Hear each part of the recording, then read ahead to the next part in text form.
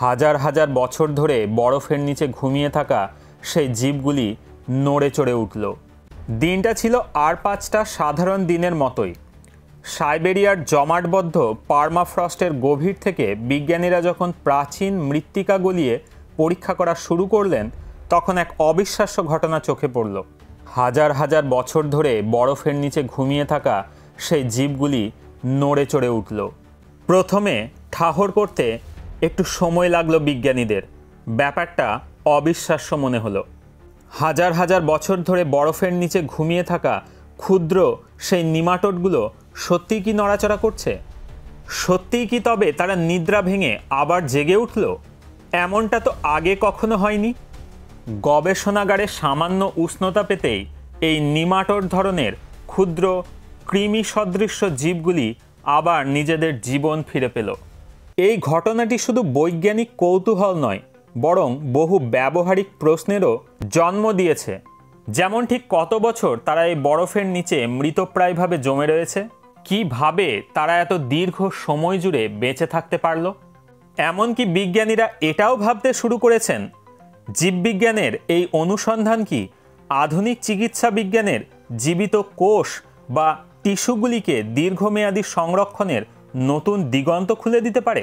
বিজ্ঞানীরা অনুমান করছেন যে পার্মাফ্রস্টের মধ্যে এই কৃমিগুলি পাওয়া গেছিল, সেগুলি শেষ হিমযুগ থেকে আজ পর্যন্ত বরফের মধ্যেই জমেছিল। সেখানে হাজার বছরের শীতল, শুষ্ক এবং অক্সিজেন স্বল্প পরিবেশে কোষ এবং ডিএনএর রাসায়নিক ক্ষয়কার্য উল্লেখযোগ্যভাবে ধীর হয়েছে।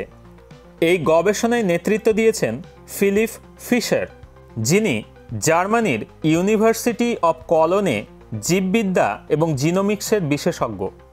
তিনি ও তার সহবিজ্ঞানীগণ জার্মানির ড্রেসডেন শহরের গবেষকদের সঙ্গে সম্মিলিতভাবে এই প্রাচীন কৃমির জিনোম এবং বংশগত নকশা বিশ্লেষণ শুরু করেছেন। কারণ সরাসরি প্রাণীটির বয়স নির্ধারণ করা প্রায় অসম্ভব, আর সে প্রচেষ্টা করতে গেলে জীবদেহগুলির ক্ষতি হতে পারে বা সেই সকল জীবদেহে আধুনিক কার্বন অণুর সংমিশ্রণ ঘটতে পারে। তাই বিজ্ঞানীরা ওই একই পার্মাফ্রস্ট স্তরে প্রাপ্ত অন্যান্য উদ্ভিদ এবং জীবদেহাংশ পরীক্ষা করতে শুরু করেছেন। আর রেডিও অ্যাক্টিভ কার্বন ডেটিংয়ে দেখা যাচ্ছে এই সকল উদ্ভিদ অংশের বয়স প্রায় 46,000 বছর। অর্থাৎ এই নিমাটোডগুলি সম্ভবত প্লেস্টোসিন যুগের বাসিন্দা। জিনোম বিশ্লেষণে প্রাপ্ত তথ্য থেকে ফিশার ও তার দল এই সিদ্ধান্তে উপনীত হয়েছেন যে এই জীবগুলি হলো সম্পূর্ণ নতুন প্রজাতির কৃমি।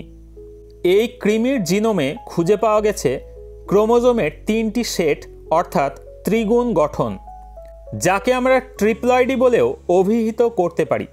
আর যে সকল জীবেরা সাধারণত পৃথক পুরুষ দেহ ছাড়াই প্রজনন করে, তাদের ক্ষেত্রেই মূলত এই ধরনের ক্রোমোজোমাল গঠন খুঁজে পাওয়া যায়। তবে বিজ্ঞানীদের কাছে সবচাইতে বড় প্রশ্ন হলো, এই কৃমিগুলি কিভাবে এত দীর্ঘ সময় বরফের নিচে টিকে ছিল। গবেষকরা লক্ষ্য করেছেন, যদি এই কৃমিগুলিকে হিমায়িত করার আগে কিছুটা সময় শুকিয়ে নেওয়া হয়, তবে সেক্ষেত্রে এই কৃমিগুলি একটি বিশেষ নিষ্ক্রিয় দশায় প্রবেশ করে। এই অবস্থায় কৃমিগুলি নিজেদের সমস্ত জৈবনিক প্রক্রিয়া বন্ধ রাখে এবং ঠিক যেন ঘুমিয়ে পড়ে। ফলে আনুমানিক -80 ডিগ্রি সেলসিয়াস তাপমাত্রাতেও এই কৃমিগুলি টিকে থাকতে পারে। সাইবেরিয়ান পার্মাফ্রস্ট তাদের বেঁচে থাকার আদর্শ পরিবেশ দিয়েছে। স্থিতিশীল ঠান্ডা তাপমাত্রা, অত্যন্ত কম আর্দ্রতা এবং সীমিত অক্সিজেন, যা তাদের জীবন শক্তিকে হাজার হাজার বছরের জন্য সংরক্ষিত করে রেখেছে। বিজ্ঞানী ফিশার ও তার দল যখন এই নতুন প্রজাতির কৃমির জিনোমের সঙ্গে আধুনিক যুগের কৃমির জিনোমের তুলনা করেন, তারা দেখেন যে উভয় প্রজাতির মধ্যেই একই ধরনের জিন বর্তমান। অর্থাৎ প্রকৃতি শত সহস্র বছর আগেই এমন কিছু জৈবনিক প্রক্রিয়ার রচনা করেছে যা মৃত্যুর সময়সীমাকেও ত্বরান্বিত করতে পারে বা স্থগিত রাখতে পারে।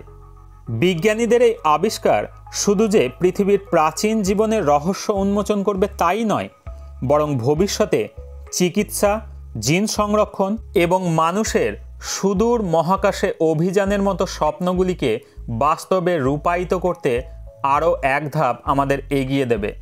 আর সেই স্বপ্ন সত্যি হলে হয়তোবা মানুষ একদিন পৃথিবী ছেড়ে পাড়ি দেবে সহস্র আলোকবর্ষ দূরের নতুন কোনো পৃথিবীর উদ্দেশ্যে।